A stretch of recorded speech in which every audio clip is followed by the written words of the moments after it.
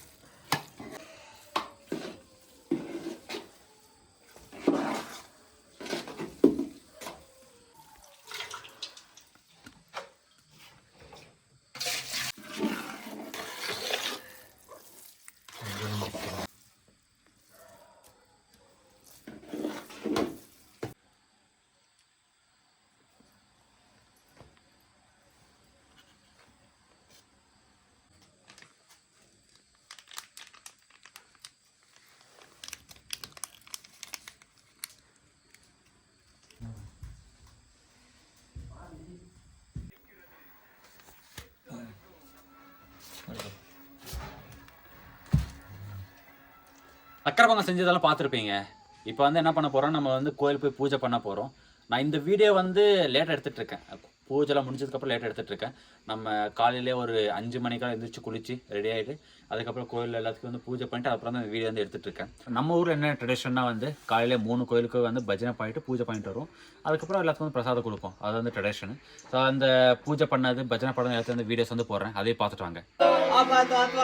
கோவிந்தோ அநாதச்சகா கோவிந்தோ ஆஞ்சநேயவர்தா கோவிந்தோ